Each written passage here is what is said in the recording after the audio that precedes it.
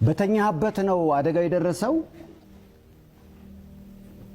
አዎ በተኛውበት ነው። ያው አብረን በተኛንበት ነው የደረሰብኝ። የልጆች እኔ ነቃ ብዬ ወጣ ብዬ ነው የተመለስኩኝ። ከዛ አደጋው አጋጣሚ ተፈጠረ። ሲፈጠር እኔ ነቃውና ተነሳው። ነቅቼ ስነሳ እሷ ሮጣ ወጣች። ሮጣ ስትወጣ አባረርኳትና ያስኳት። ሲይዛት ደግሞ አጋጣሚ የቆረጠችበትን ብላዋን በእጇ ይዛለች።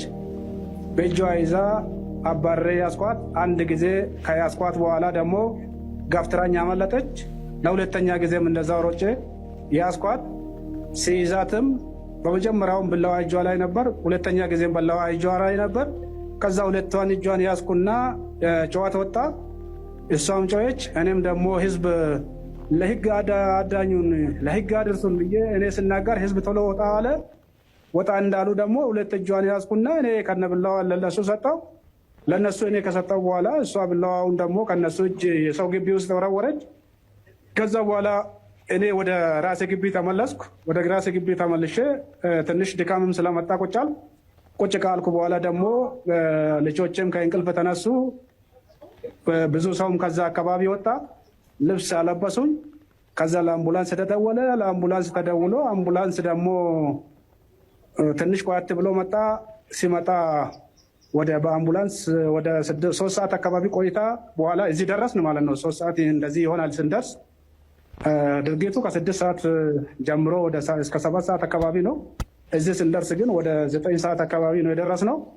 ከ9 ሰዓት ጀምሮ እስከ 12 ሰዓት የረጅም ሰዓት ቀዶ ጥገና እያደረጉ ነበር። ግን በዛ መሀል ህግ የሚወስንበትን ኃይል ራሱ ወስዳ ከዛ በኋላ ልጆቹን አንድ ላይ ሰብስባ ብታሳድግ የሚል ነገር ነው በውስጥ የመጣና በዛ ምክንያት ምንም አይነት እርምጃ መውሰድ አልፈለግኩም። እንግዲህ ሁለት ሰውን አጥቶ ከማኖር የተሻለ ነው እና አንድ እናት ራሱ ይዞ ቢኖሩ የሚል ነገር እና በዚህ ምክንያት እኔም እሷን ላለማጉዳት ውስጥ አሰበ። ምናልባት በዚህ ምክንያት ራሱ ይሄ ስለተከሰተ አላህ ብዙ ኃጢአቶችን ሊምርልኝ ይችላል እና ወደ ጃነት ልገባ ይችላለሁ የሚል ነገርም በዛው ሰዓት ውስጥ የመጣ። በዚህ ምክንያት እኔ ውስጤን አረጋጋው። በቃ ጭንቅላቴንም ሰላም አረግ። በጣም በአላህ ላይ አላህ መጠገያዬ ነው አልኩና የሚሆነውን ነገር ሁሉ እየተቀበልኩ ስፔሻሊ እዚህ ሆስፒታል ውስጥ ያሉት ዶክተሮች በሙሉ ሲመጡ አይዞን እያሉ እያዘኑ ጥሩ ምክር እየሰጡኝም አይዞ ምንም ችግር የለውም ይከሰታል እያሉ እየነገሩኝ እንትን እያሉኝ ስለሚሄዱ እያበረታቱኝ ሪሊ ሆስፒታሉ ራሱ እንደዚህ አይነት ጥሩ ስፔሻሊስት ዶክተሮችንና ሀሳቢ የሆኑትን ዶክተሮች በማኖሩ የአሰላ ዩኒቨርሲቲ አርሲ አጠቃላይ ሆስፒታልን ራሱ እና ኢቨን የነሱ አመራር ራሱ እየመጣ አይዞን እያለ እነሱንም በዚሁ በኩል ላመሰግናቸው እወዳለሁ እና ምስጋና ለነሱም እንድታደርሱልኝ በጣም አመሰግናቸዋለሁ። ምናልባት አቤ እየሰማኝ ከሆነ የልጆቻችሁ ስሜት እንዴት ነው አሁን? ምክንያቱም ባለቤትህ ይህን ነገር በማድረጓ በህግ ስር ነው ያሉት ተጠርጣሪ ሆነው። የልጆቻችሁ ስሜትስ እንዴት ነው? የልጆቻችሁ ሁኔታ? ልጆች እኔ ጋ በየ2 ቀን በየ3 ቀኑ ይመጣሉ። በዚህ በኩል አንዳንድ ጊዜ ወረዳውም አምቡላንስ እየሰጣቸው የቢሮ መኪናም እየሰጣቸው እንዳይጨነቁ እኔ ጋር መጥተው እንዲያነጋግሩኝ በጣም እያገዙኝ ነው፣ በጣም እየረዱኝም ነው። እሱም ብቻ አይደለም፣ በሕክምና በኩልም ከኔ ጎን ቆሞ የወረዳውን ማስተዳደር ኢቭን የዞኑን ማስተዳደር ከኔ ጎን ቆኖም እየረዱኝም ነው።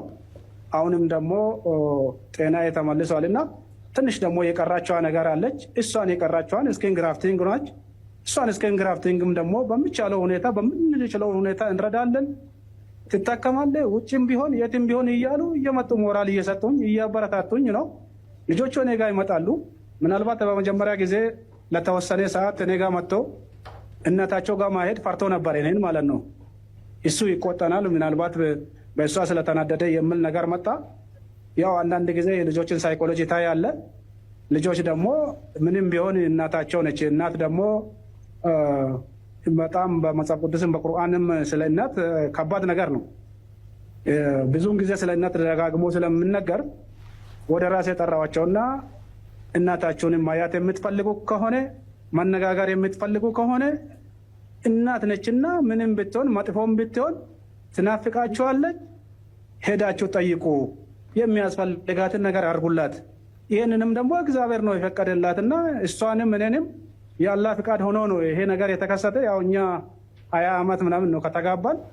በዛ ጊዜ ውስጥ ራሱ ተጣልተን ሽምግልና ሰው የተቀመጠብን ጊዜ የለም። እስከ 20 ዓመት አልተጣላንም ማለት ይቻላል። ሽምግልናም ሰው ተቀምጦልን አያውቅም። በራሳችን